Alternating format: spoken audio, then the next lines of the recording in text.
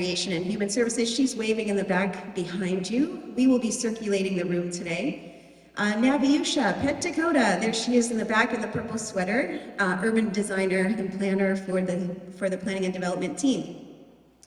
Alongside us today, I also want to mention the people that are not pictured here, which is Todd Tatum, our economic development director, has a key role in this project, part of our core team. Thank you to Kelsey Foster for helping to set up the meeting today and doing all the publicity. So shout out to Kelsey. All right, and then in partnership in developing the master plan for this site. So these are generating the ideas of what we can use the site for. That is the bulk of what we're going to talk about today is our Via Perkin Eastman studio team. Vaughn Davies is here, Shreya Malou, Matt Rowe, and Dan Kennedy. So thank you so much to them. We're going to hear from them shortly. So next slide. So here's what we're going to be doing over the next couple hours.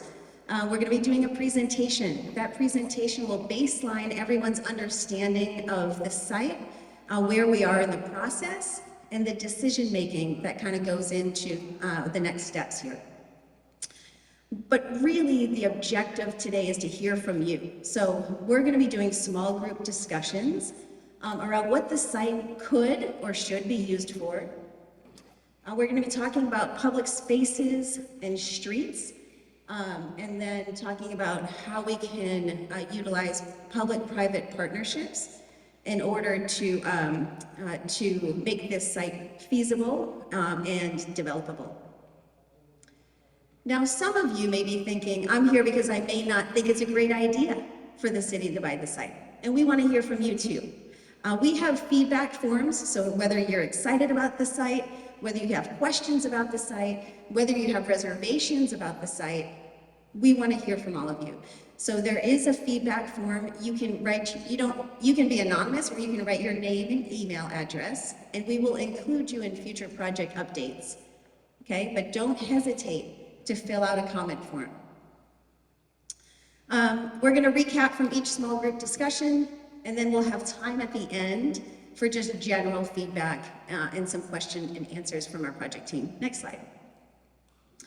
Okay, so today we are engaged in a community-based conversation. This is the near-term timeline of what happens next. On November 6th, we have a Landmark Advisory Committee meeting. And the advisory committee team is made up of 2 council members. So Council President Tibbet is involved, as well as Council Member Nand and Council Member Olson.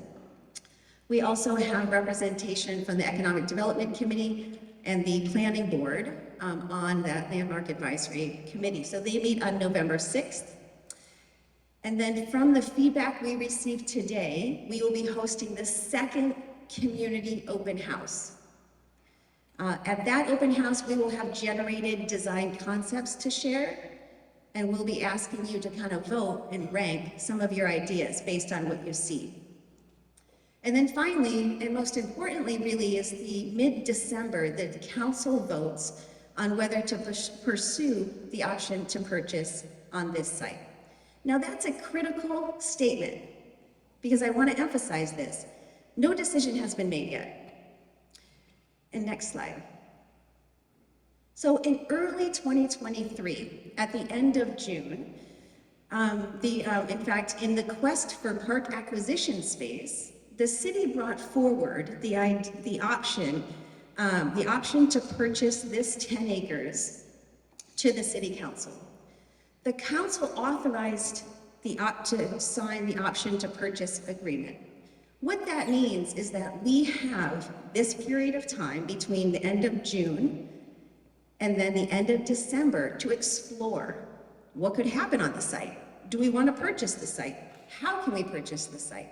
What will it look like? All of these questions that we will tackle to some degree today. So I want to just emphasize that again. No decision has been made yet on this site. We're all here to talk about what is possible. And then that information can be shared with City Council at the end of December. So we want to hear from you. We want to show you what's possible. We want to generate ideas. That's it. That's our goal today. Next slide. I want to introduce the Mayor Mike Nelson to talk a little bit about what this project means to him and how it represents the Southern Gateway. So welcome, Mayor Nelson. Thank you, Susan. I don't know about the acoustics in this room. I'll have to talk to the principal.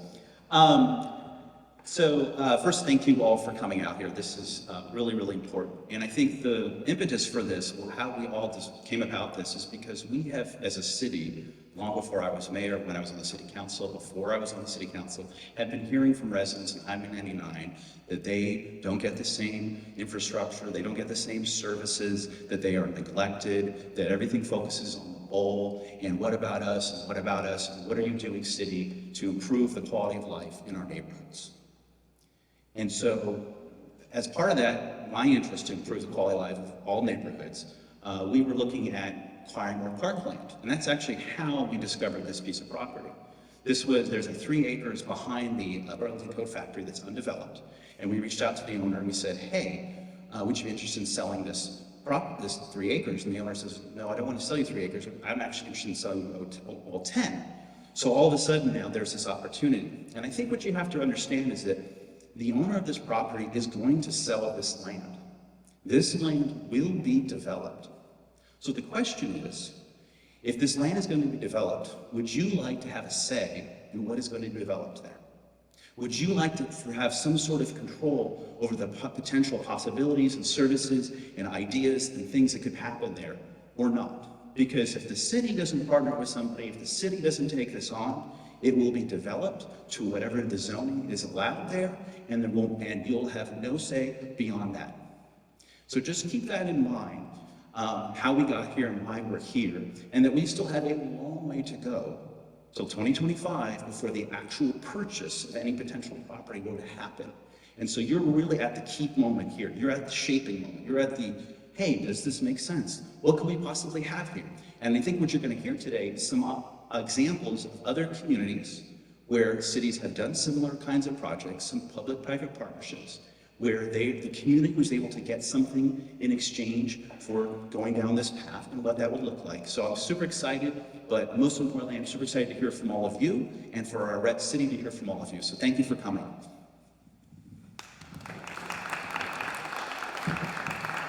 Thank you so much.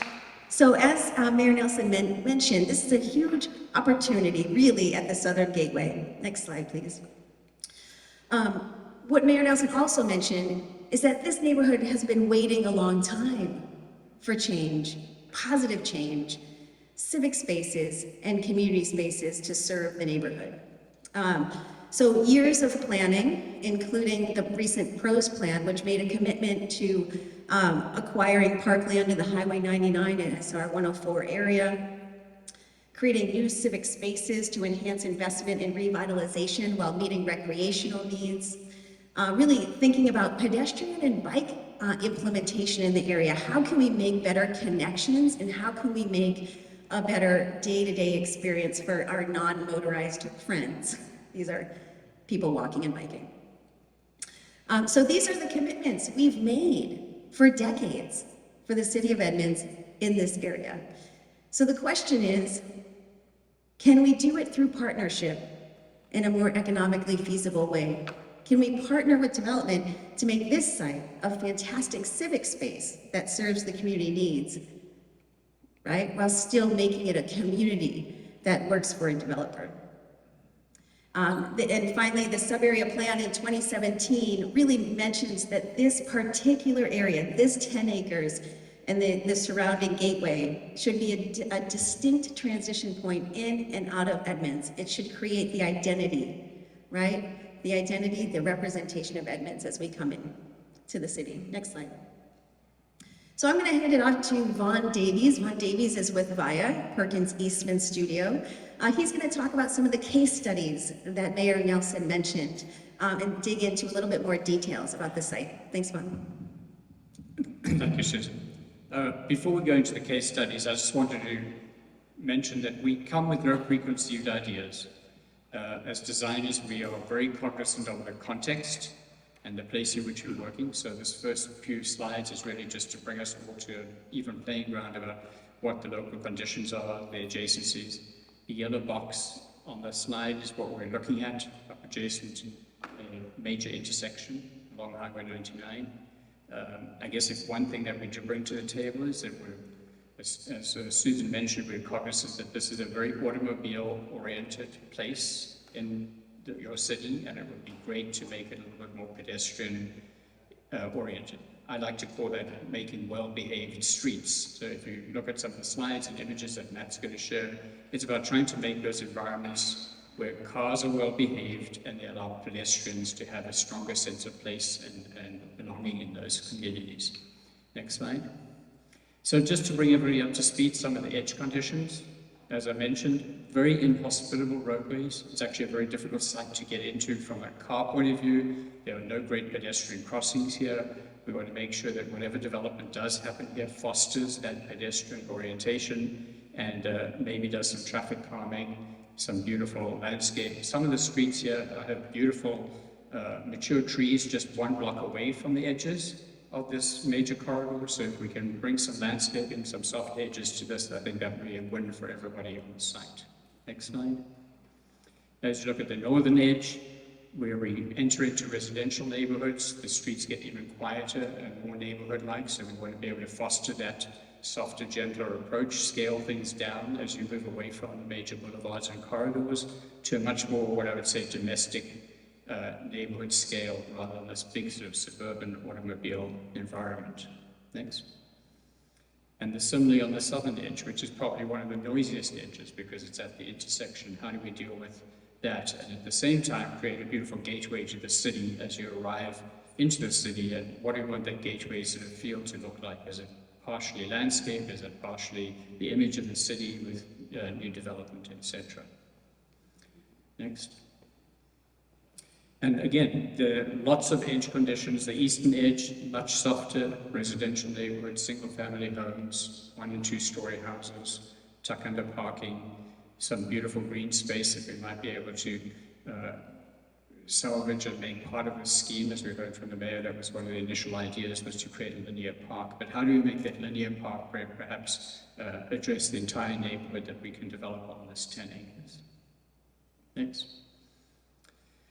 So in summary, and we want you to help us with this today, we hope these diagrams get better after we hear from you about what some of the design principles might be as we start to look at this. So as I mentioned, we are cognizant of the visual and noise impacts that are on all the surrounding edges, on the busy corridors. Access is limited.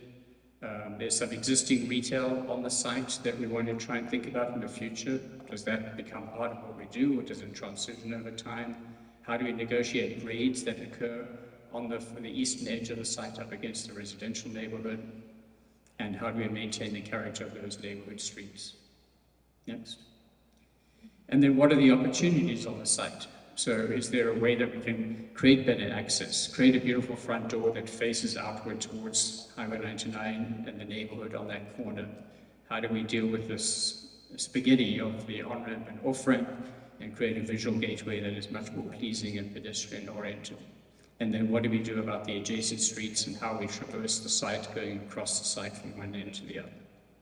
So we hope these diagrams improve today. You need to help us understand what you see on the site and how we might affect these design principles.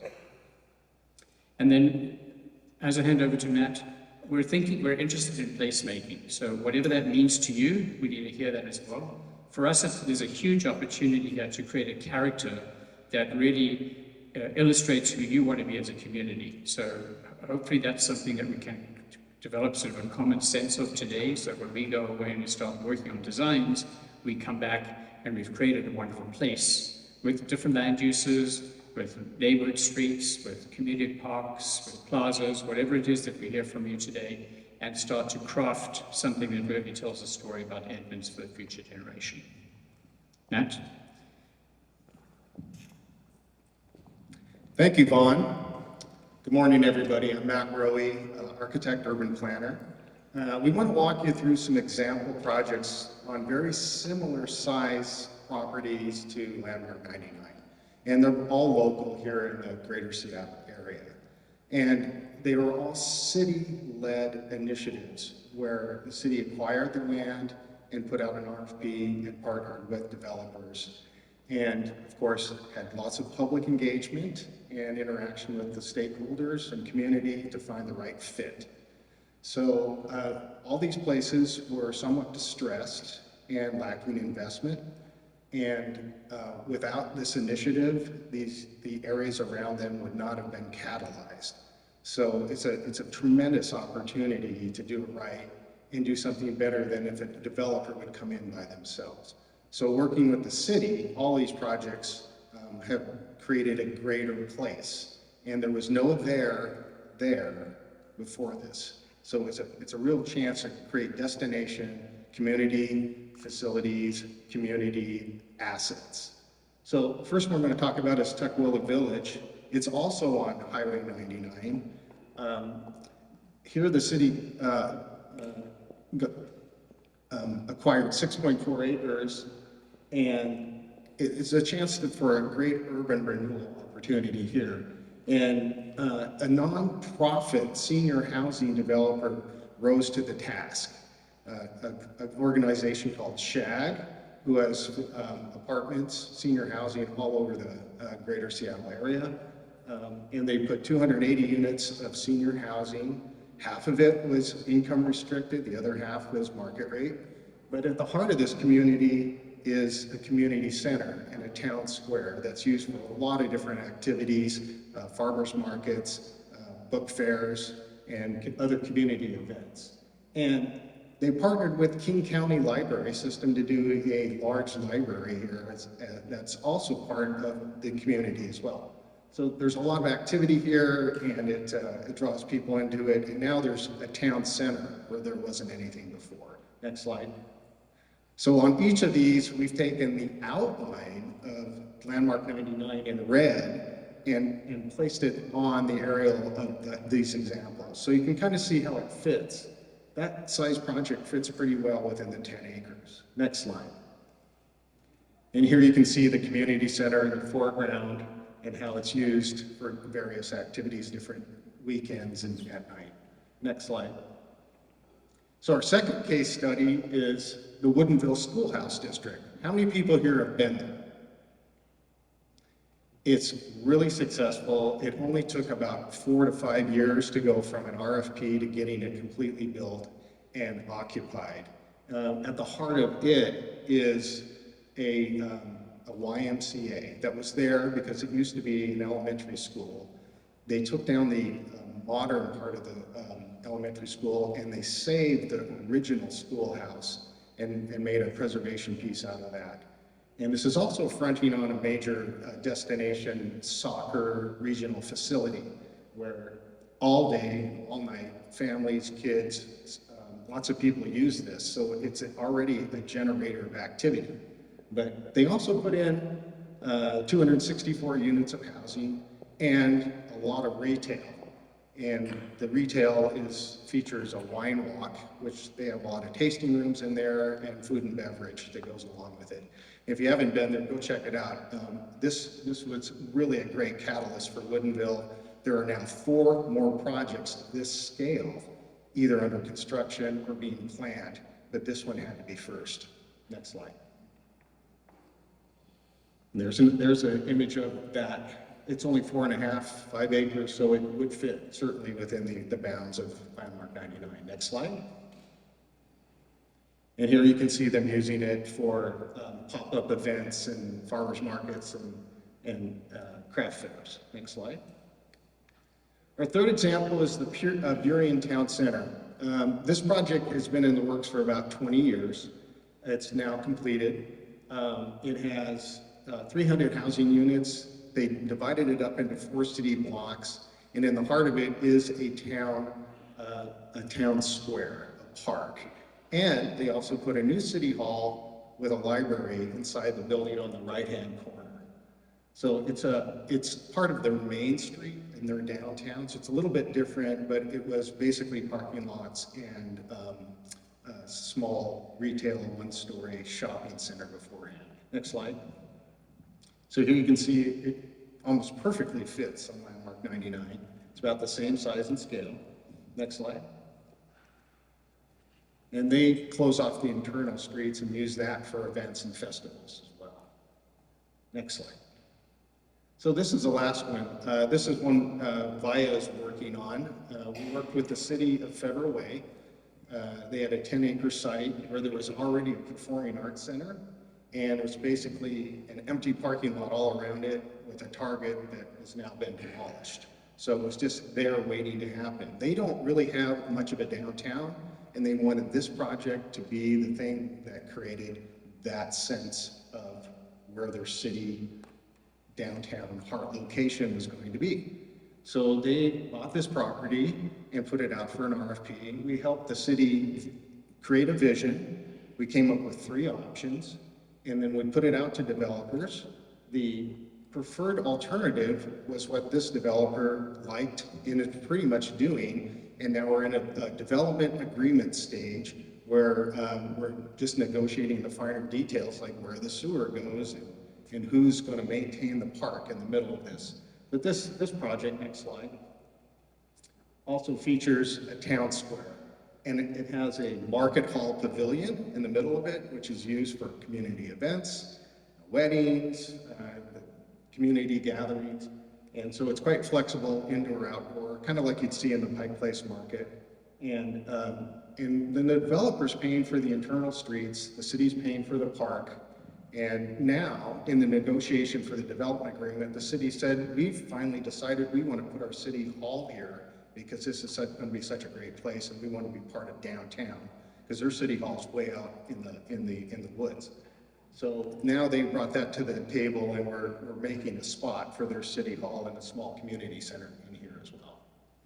So next slide. What all these have in common is they're creating that active, vibrant place. They are the catalyst for everything around them, which is super exciting. And they always have a mix of uses. So there's a centerpiece, a reason to go there, more destinations, like having a city hall, having a community center, or an aquatic center. Something like that will draw people in, and then you can have more retail, you can have an ice cream shop, you can have coffee, you can have a restaurant.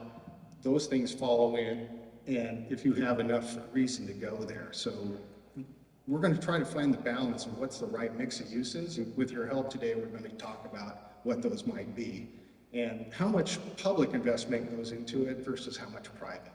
Because yes, you're buying a large property, but in this process, you're going to sell a great deal of it to a private developer. You get that back, and then the city will do their part.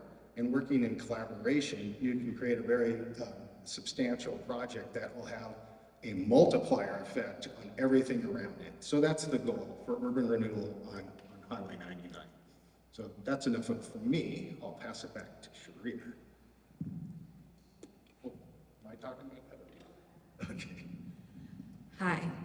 So, can we have the lights after now we'll have the group discussion? And if we can have the, not more than, at least the more than 5 people can we regroup on the tables for the next part? This is for the group discussion.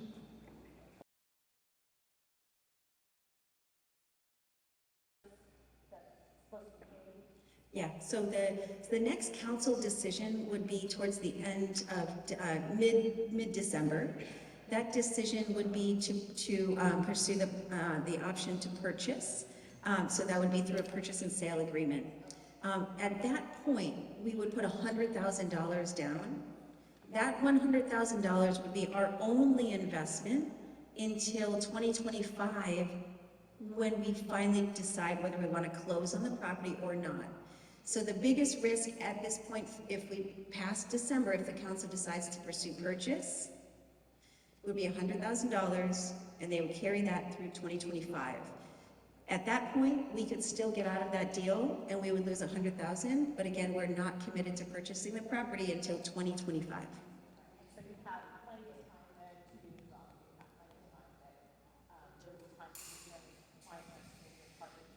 All of that. Absolutely not. Absolutely not. So, and that's why what I want to emphasize, the importance of you all being here today is that this project will not happen if the community does not want it to happen. If the community is not excited about this proposition, right? Like, you need to vocalize that and let your council members know. Our job here today is telling, and for you to tell us what is possible, and we can draw up the site plans and we can start to develop some of those financing strategies. But again, this is all about, generating community interest and community support. Okay, so as you can see, there's not a lot of people here today. So we're not representative of the entire community. So how do we determine what the community wants just by what we hear from the people that are present in Yukon? Is that how we determine what the community wants on a whole? Just by those people who are vocalizing, and whether it's a majority of the community or not? Yeah, great question.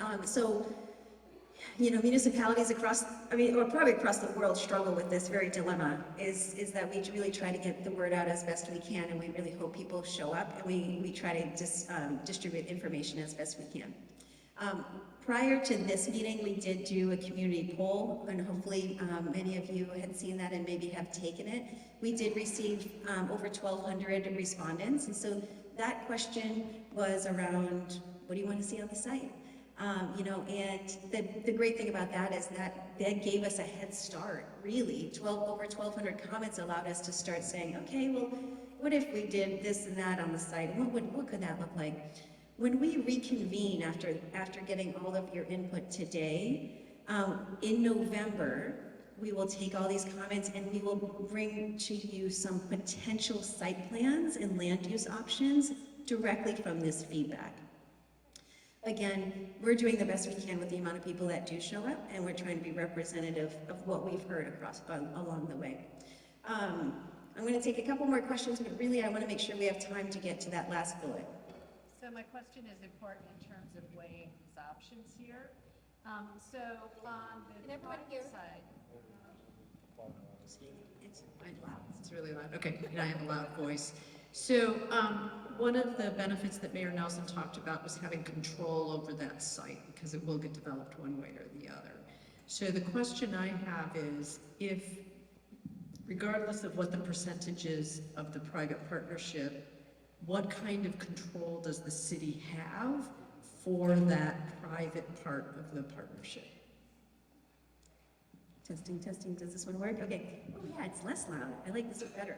The question was, what kind of control would we have if we engage in the partnership? Yeah. Or if we don't? No, we do. If we do? Yeah. Yeah. Because you were talking about 50-50. Yep. It doesn't. Yeah. I understand. Yeah, I understand the question. Thank you. So here's how it works. All of us provide as much feedback as we possibly can to shape what we're calling a master plan. It's kind of a master plan light. And we will put those ideas to paper, and we'll kind of make some assumptions around building footprints, building sizes, public spaces and streets, that kind of thing.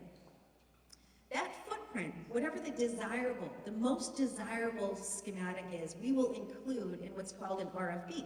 That would be a request for proposal for a development partner. Now again, we would only pursue this if council says yes, and in December, we would put out an RFP. Then it would go out to the development community, and we would say, guess what? This is no deal unless we have X, Y, and Z. This is what the community wants, and this is what we have to have on the property, or else no deal. So we would negotiate that, what's called developer agreement. And if that developer agreement does not serve the community needs, then the city would not invest in the property, because it wouldn't make sense to us. We're in it for a value proposition, and we would need to get out of that property what we committed to the community. And that's what we're doing here today, is really deciding what is it that the community is absolutely fixed on getting out of this potential partnership. So is that to say then that you wouldn't go forward unless you had the partnerships from the get-go? 100%. If we don't have a partnership by 2025, this is a no deal. It's a no deal. Yeah. And we're in control in that conversation through the developer agreement, or, you know, so it's, yeah, a low-risk proposition, in my opinion. Would be responsible for long-term maintenance if these amenities are constructed by private development? So in all of our case studies, it can happen in a myriad of ways. We've seen it where the city has a maintenance agreement with a private entity, and they control the operation and operations, public programming, and maintenance of those public spaces. That comes with cost. Or we've seen it where we retain ownership of the public rights of way as well as operations and maintenance. So we could go either way, and it's part of that developer agreement. So if we don't, if the city doesn't partner with somebody and it's a private development, what exactly are the zoning options there? What would we see? Yeah, so the CG zoning is general commercial. It has the most flexible zoning in the city, so it affords the most density. So you would see up to 75 feet of development and pretty moderate setbacks. But we had a slide at one point that shows kind of the development potential on the site. So it's generous, is all I can say. Absolutely. Can you repeat some of the questions so some of us can actually hear it? If you ask in a nicer way. Could you please, if your time permits, repeat the question? Yes, I will absolutely do that. Thank you. Okay. I don't know how to do it nicely. No, okay, I didn't know that the volume was challenging, so thank you for letting me know. The question, what was the last question? The question was, if the city doesn't purchase the property and it's a private purchaser, what are the options, the zoning, what is the Oh, yeah, the question was, what would the zoning be able to yield on the site? We do have a zoning and massing study, and if you connect with us, we can send you that. Okay, how are we doing on time, team? 11:30. Okay, well, I know I already said this, I'm gonna take one more question. Yeah. Oh, question on this side, I'm sorry, I'm gonna balance it. Oh, here, I got it. Okay. The previous survey assumed we were getting the property, and how did we want to use it? Will future surveys give the option for people who may have concerns or not want to purchase a property to also have an equal voice with all the people? Because we can all come up with great ideas, but there's a lot of other concerns that need to be part of any future input from the community. Absolutely. Thank you for the question. I think I mentioned this at the beginning of the meeting. We want to hear from you. If you don't, thanks for coming. You know, again, everyone's voice is meant to be heard today. If you don't feel like the city should purchase this property, there are feedback forms. Please fill them out. I mentioned that at the beginning of the meeting as well. So feedback forms, just say we don't want to purchase this property. We will absolutely take those into account. That includes your name and address. So, you know, and any information, we will keep you updated on project updates. So you can come to all the meetings and voice your opinion. Those comment cards are available for everyone, no matter what your comment may be. They're at the back. So there's Angie Fesser holding them up. If you want to stay engaged in the project, please fill out your name and address. You don't even have to have a comment. Just put your name and address, and you'll get notice of that November 6th meeting. Okay. All right. In the interest of time, this was really valuable, the question and answer. So thank you for entertaining that part of it. We have limited time for this third bullet, but I think we've already really started to engage in that conversation around public-private partnership. Yeah, there you go. If we can hold it here. This slide is also at your table. If you could just talk amongst your small groups about these three options in terms of the scale of the city's investment on this site. We will just have a few minutes for this one, and then we will report back each of the small groups. Okay? If you have any questions, let us know.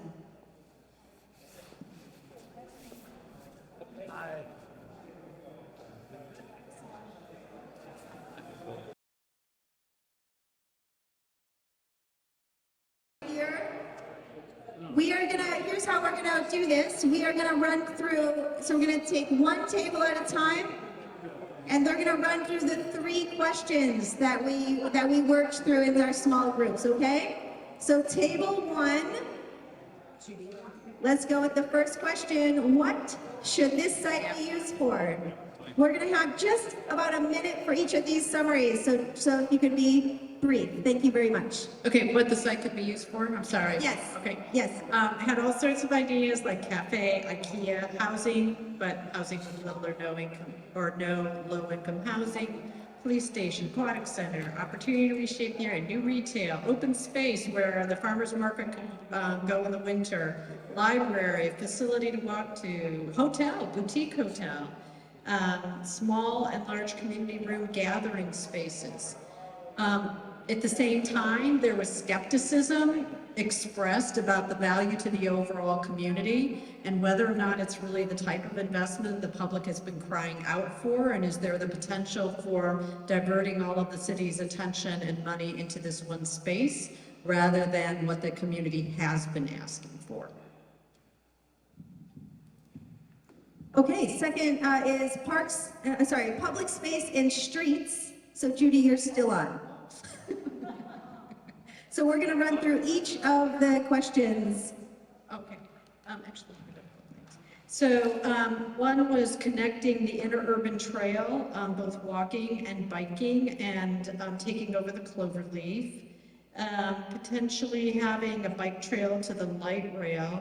Again, an open plaza with green turf, and that could be partly green turf and partly paved, but with pervious cement pavement. Have a connection to Mass A. Ballinger. Green Street, stormwater infrastructure. We talked about that because apparently there's lots of flooding already on 240th and 242nd. Okay. Talked about the need for sidewalks because currently there are absolutely 0, and the possibility of an amphitheater. The other question was around, would it then also trigger a need for a new traffic light in order for people to cross, especially since the people on the west side of Highway 99 would want to access it because they don't have anything. Okay. Great, that's a great job. And then last but not, well, last actually, yeah, that's last. Okay. Public-private partnership models. So we had mixed views on the public-private partnership that went from 50-50 public-private partnership to 75-20. So with the concern on the 50-50 of having enough, so you don't end up with a picture looking like what's on here for public-private at the 25-75, but the 25 or 25-75 trying to minimize the investment of the city so that it allows for the other needed investments so that the rest of the area is not neglected for the nuts and bolts that have been cried out for years. Okay. Thank you very much. Table 1, round of applause for Table 1. Valuable feedback. Thank you so much.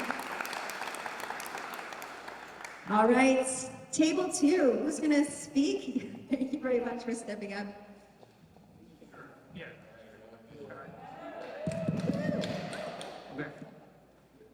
So I'll try to be quick with this. So we split this up into likes and dislikes. So some of the positives that we had, mainly a community center that we were focused on. We had a green space, preferably not a park. We already have one at Mass A. Ballinger.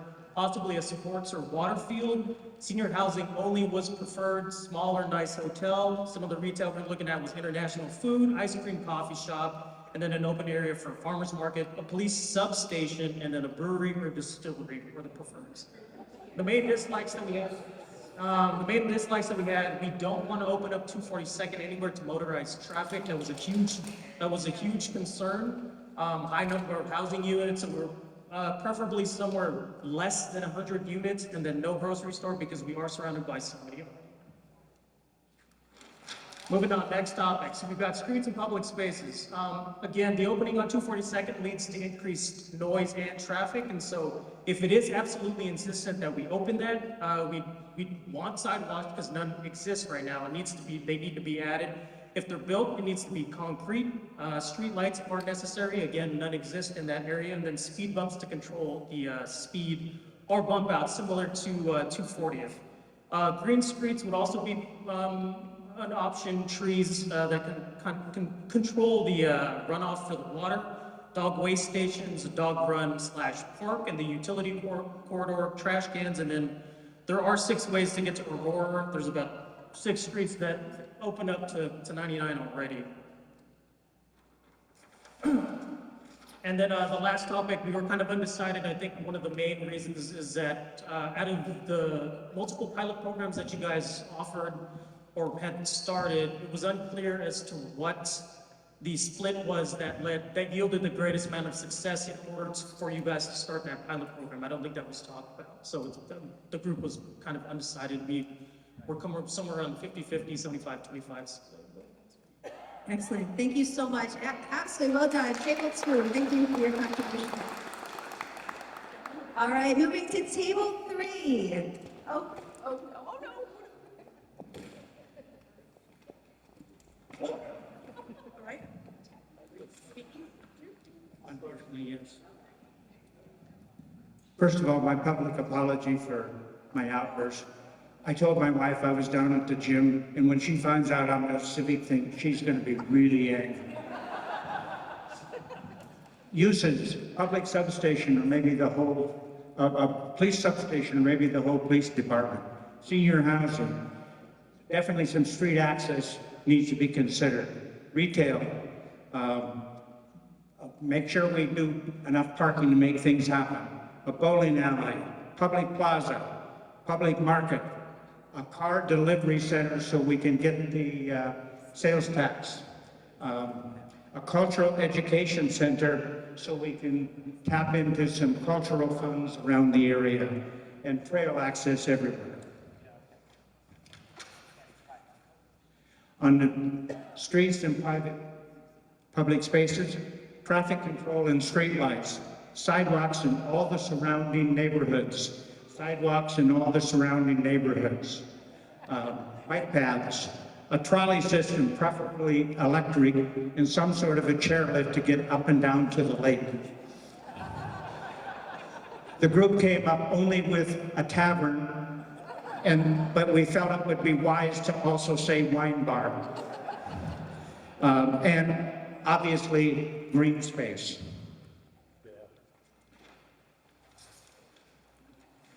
On a public-private partnership, lots of different comments.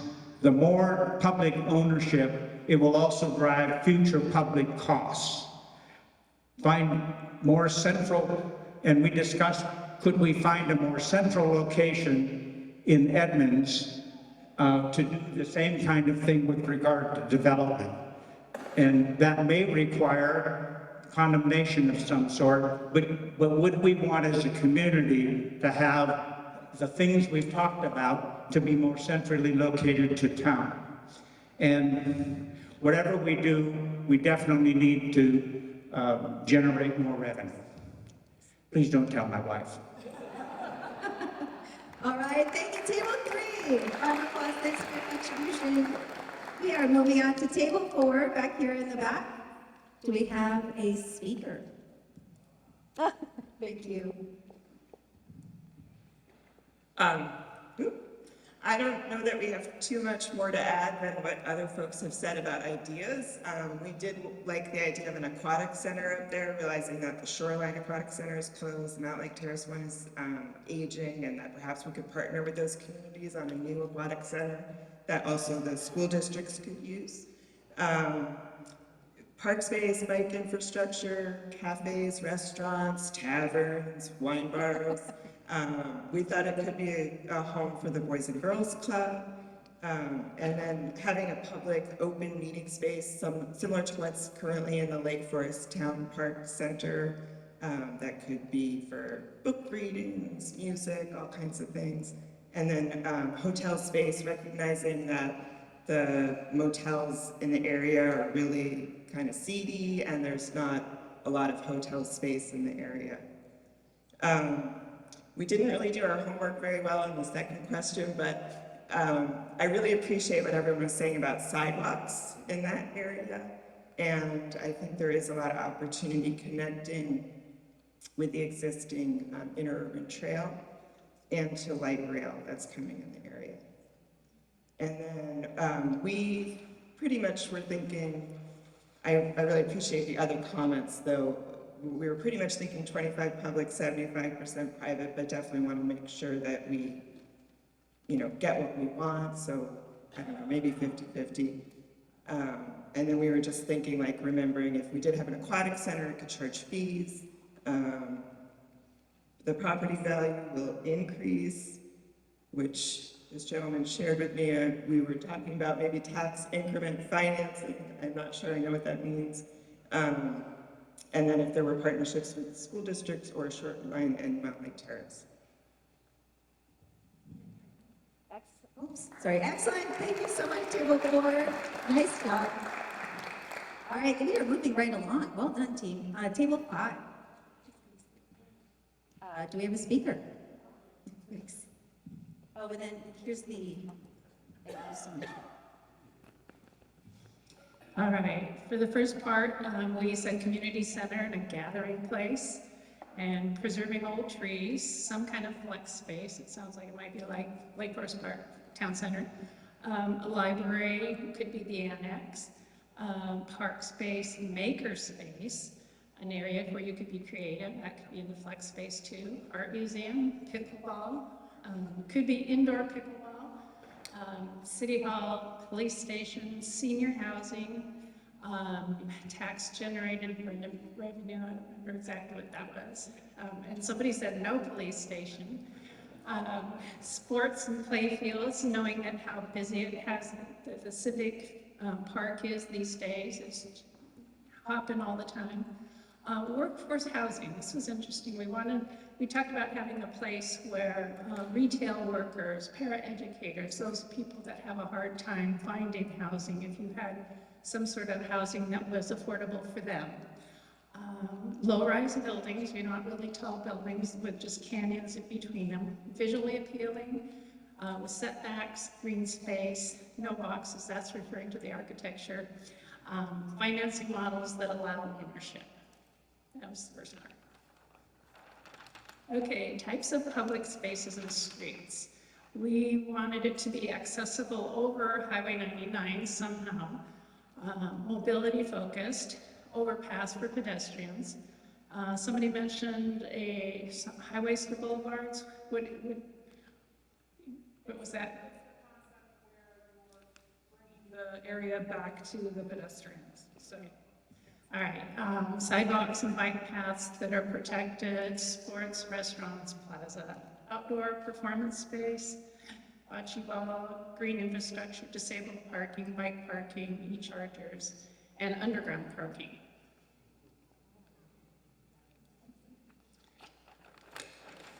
And public-private, we felt it was really hard to determine that unless we know what was included, what you get for the small percentage of public versus the private. So it's good to know that we could have some say over what the private financing would have to include. Where is the money coming from? There was a large discussion about that, and we had several percentages, 10% city, 90% private, 50-50, and 25 city, 75. Excellent, round of applause, table 5. Table 6, thank you. Thank you. So starting out, a number of the people here live very close to the area, within a few blocks for the most part. There are construction concerns, but that's going to be an issue no matter who gets it.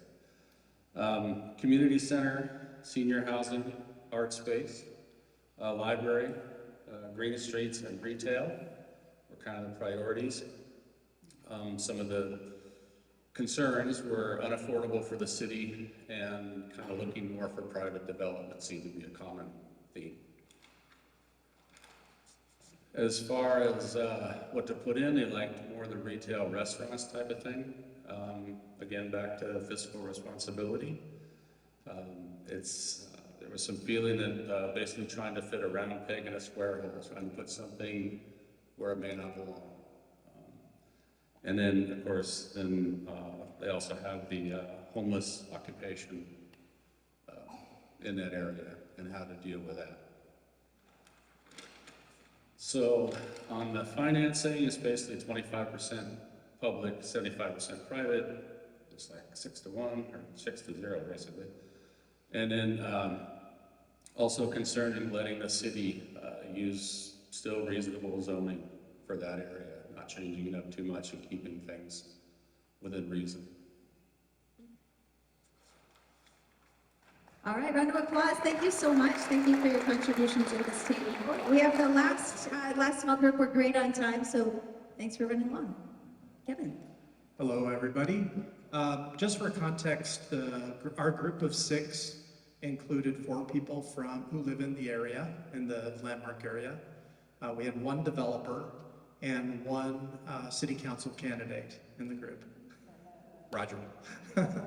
So the group had a great, healthy discussion. I think a lot of common themes that you've already heard, and maybe a few differences. Seattle Police Station in terms of priorities. The group had a really interesting discussion around security and safety. Some people felt that was absolutely paramount in this area. Others who had lived all their lives in this area felt that, you know, it was kind of developed into, yeah, you know, if you leave your car open, then it's going to get broken into type of perspective. So healthy conversation.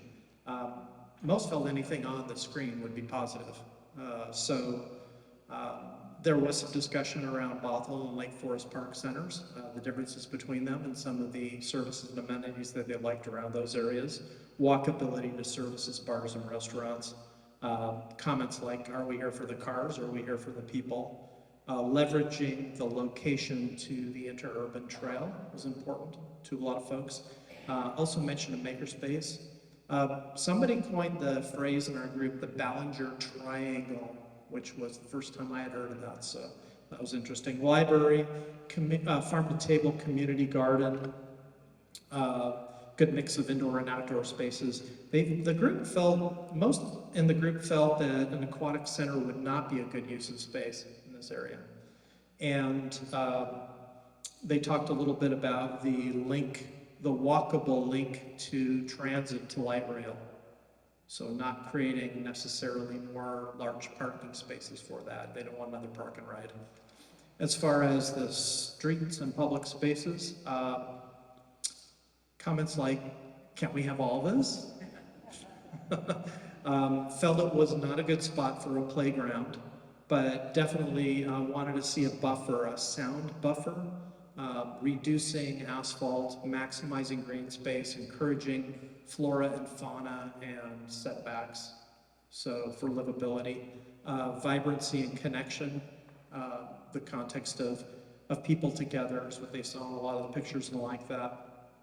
Hiding the parking way on the sides, right? So creating less visibility of parked cars, creating flexible space, makerspace, music, a small snow aisle library, sort of like Lake Forest Park has, where parents can take their young kids and walk them to Matthew Ballinger Park, for example. So the connectivity, not necessarily creating new park space, but connectivity to park space, and prioritizing services over parks. We already have parks. The value proposition, the group I was in struggled quite a bit. They felt there was a lot of missing information here, and so the context doesn't include the total cost. Even a 25% public side of the spectrum could amount to a lot of money. And so people didn't feel qualified to answer this. They felt they needed much more information. One last comment. This type of percentage discussion doesn't happen for projects in the bowl. So thank you, group. It's a good discussion.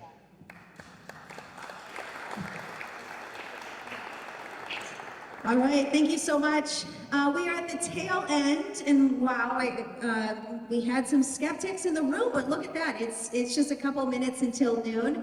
If you want to stick around and ask questions of staff or the consultant team, please do so. If you want to provide your name and an email to stay in touch with the project or to provide comments, please do so. We want to absolutely hear from you. That's the whole point.